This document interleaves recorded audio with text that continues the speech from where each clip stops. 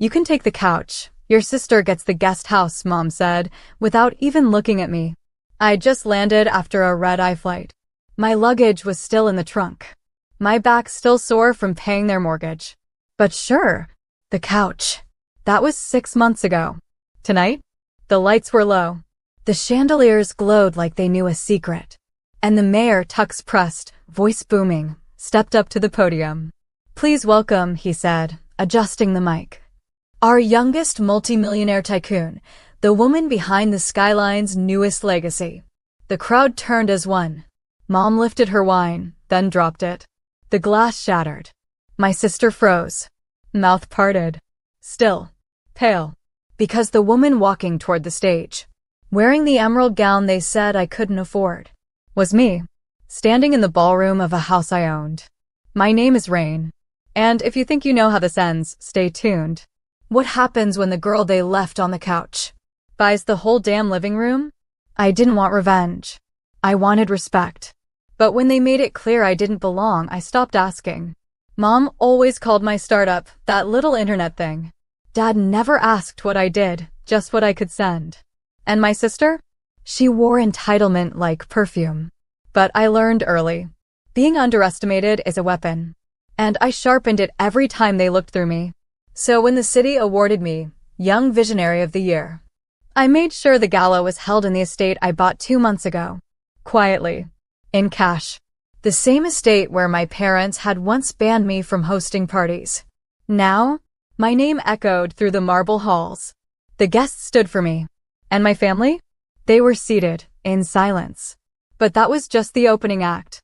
Because they hadn't seen the tribute video yet. And they had no idea whose names I'd removed from the foundation's donor wall. The tribute video began. Soft piano. Drone footage. My old college. The first coffee shop where I coded. The narrator's voice. She started with $3.12 and a library card. The audience leaned in. Cameras hovered. Every screen showed my name, Rain Delacroix. Meanwhile, my sister, Ava, sank lower in her seat. She used to mock my spreadsheets. Now her LinkedIn said freelance lifestyle advisor. Mom clutched her pearls like prayer beads. Dad sat frozen. The last time I saw that look was when he lost a poker game in Cabo. Then came the next slide. Property redevelopment partner, Delacroix Estates. The address flashed. The same estate we were standing in. Their estate. Until I bought it. Until I gave them a 30-day grace period to vacate, and they ignored it. They thought I was bluffing. But I wasn't bluffing. I was building.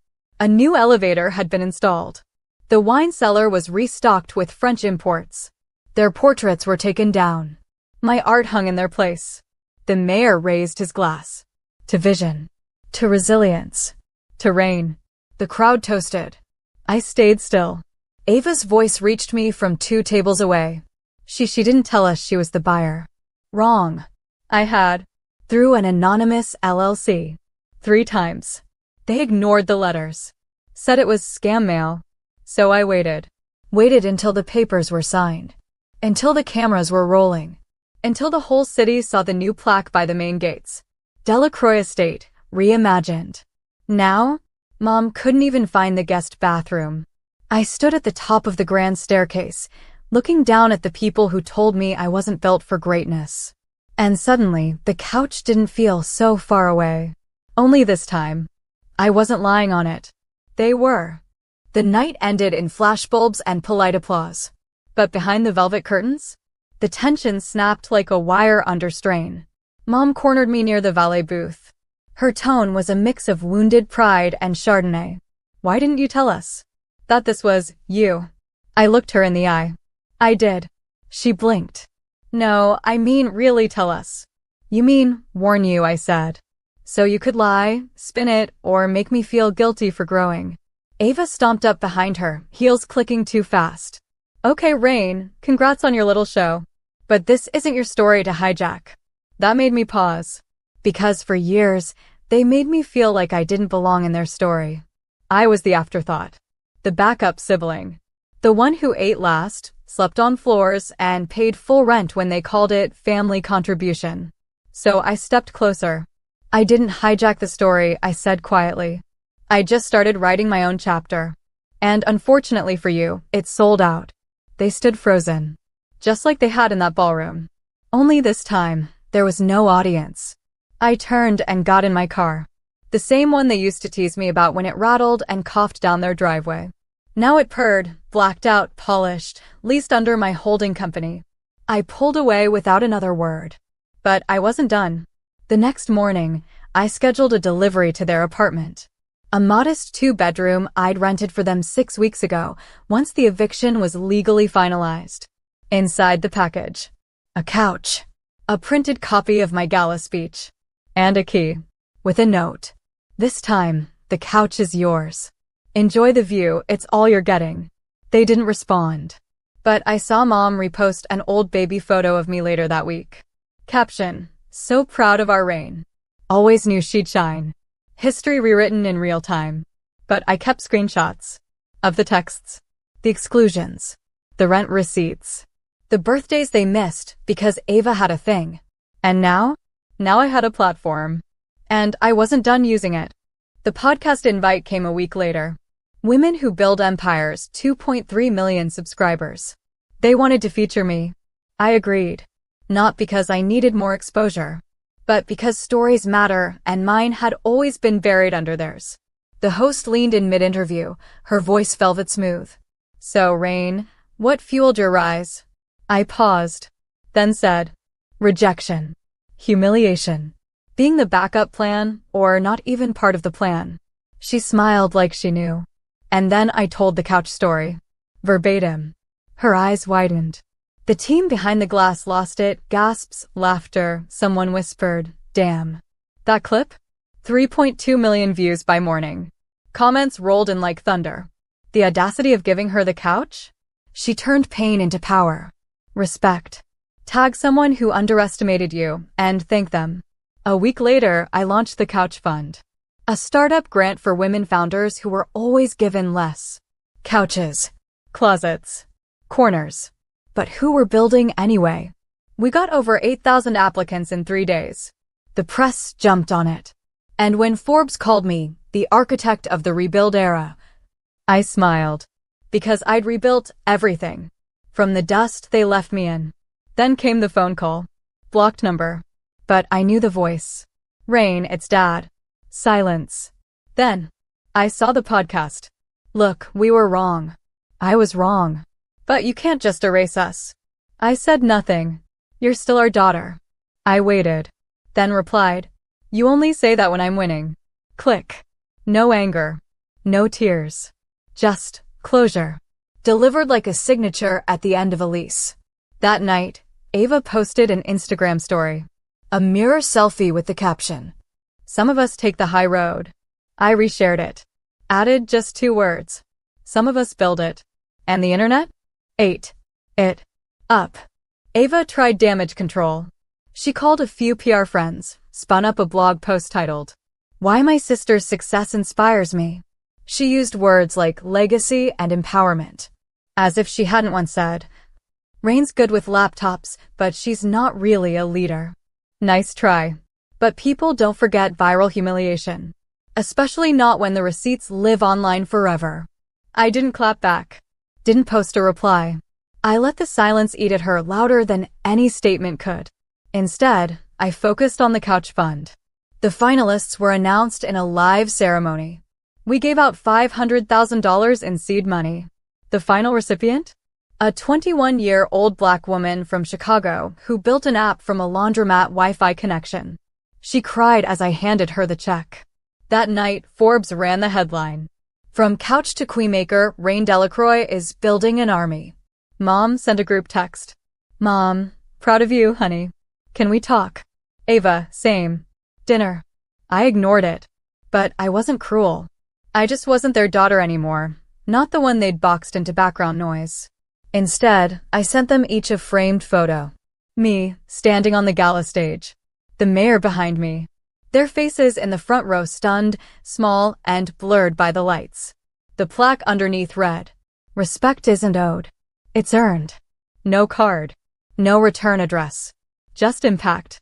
A few days later, I heard from my lawyer. Apparently, Ava had tried trademarking her name for a motivational brand. Unfortunately, it sounded too close to Delacroix Ventures, which I'd already protected in every class. The application? Rejected. She posted about it, crying on Instagram. Some people just want to gatekeep growth. But no, I wasn't gatekeeping. I was gay building. And I had the keys now. The real twist? I didn't build Delacroix Ventures alone. The silent co-founder was someone no one expected. Not a tech bro. Not a college friend. Not a VC in a blazer. It was my godmother, Aunt Jules. The one they'd all dismissed as eccentric. The woman who gave me my first computer at 9. The only person who called on my birthdays, even when my family forgot. She'd quietly invested $20,000 into my Beta Model 5 years ago. Never asked for a dime back. Now, she owned 22% of the company. And I made sure her name was added to the gala's donor wall in gold. Right below mine. Mom saw it on a follow-up post. Her comment. Didn't realize Jules was so involved. We should catch up. Translation. We smell money. But Jules wasn't interested in reunions. She had a wine garden and 2 bulldogs named Tesla and Oprah. And she never forgot. She called you dead weight, Rain, Jules reminded me. Don't let nostalgia kill your clarity. She was right. So I stayed the course. Focused forward. We broke ground on our new headquarters, a glass-paneled monument downtown. Inside the lobby, a custom art installation. A leather couch. Split clean down the center. Welded with steel. Underneath, a plaque. For the ones they tried to seat in silence. The photo went viral before construction even finished. And suddenly, I wasn't just a founder. I was a symbol. Interviews flooded in. Speaking requests. Partnerships. One headline read, Rain doesn't just break ceilings. She builds the next floor. That week, Ava posted a subtweet. Some people think success means isolation. But family matters most. Funny. Family didn't matter when they gave me the couch. Now that I own the damn building, they wanted keys. Too late. Because I wasn't building a reunion. I was building an empire. And the foundation? Was every insult they whispered when they thought I couldn't hear. The award was called the Phoenix Grant. $1 million honor given once a year to someone who'd risen from public dismissal to national impact. This year, they chose me. The ceremony was broadcast live. Red carpet. White gowns. My acceptance speech, carefully memorized. But what I said, that wasn't on the teleprompter. I was raised in a house where silence was louder than support, I began. Where success was something borrowed, never believed in. I paused. And then I looked straight into the camera. Tonight, I want to thank the people who gave me the couch. Because it taught me to stand on my own. The audience froze. Some clapped. Others just sat there, absorbing it like a slow burn. The shot panned briefly to Ava in the 3rd row. Tight smile. Red eyes. She wasn't nominated. She never had been. After the show, I slipped into the back hallway. No press. No entourage. That's when I heard heels fast, frustrated. It was Mom. You didn't have to humiliate us on live TV, Rain. I turned slowly. Funny. I don't remember you worrying about my humiliation. She blinked. But I kept going. You gave her the guest house. I paid the mortgage. You handed me a couch, then acted like that was love. No, that was convenience. She started to cry. Tried to reach for my hand. But I didn't flinch. Because grief isn't always about death. Sometimes, it's about the family you finally admit will never love you the right way. I walked away. Got into my car. Told the driver. Home. Not the couch. Not their guest house. Not even the estate. My home.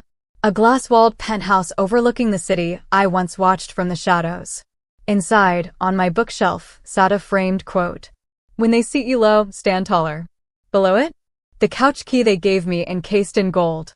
Not to honor them, but to remind me. The best stories don't start at the top. They start on the floor. It happened on a Sunday. Quiet, like most power shifts. I was walking through Delacroix HQ, barefoot, coffee in hand, reviewing a new proposal from a startup I'd backed. That's when the front desk called. There's a woman here asking for you. Says she's your sister. Ava. I told them to send her up.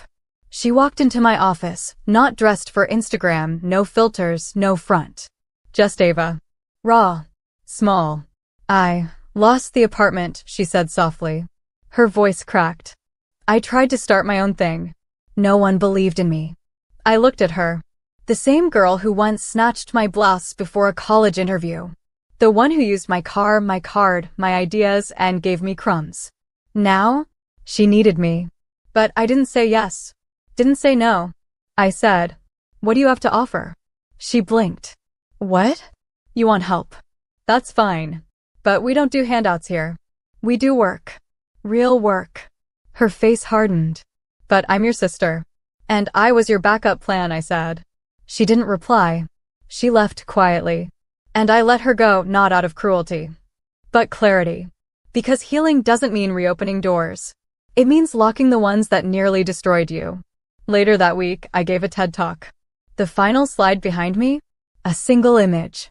A couch. Tattered. Empty. Then my voice, echoing through the silence. You don't have to start with a throne. Just start. Sit in the smallest space and build from there. Standing ovation. Afterward, someone asked if I regretted how public it all became. I smiled. Not at all, I said. They made my pain public. I made my power louder. That night, I went home, pulled off my heels, watched the skyline from my balcony, and poured a glass of wine to toast the girl they tried to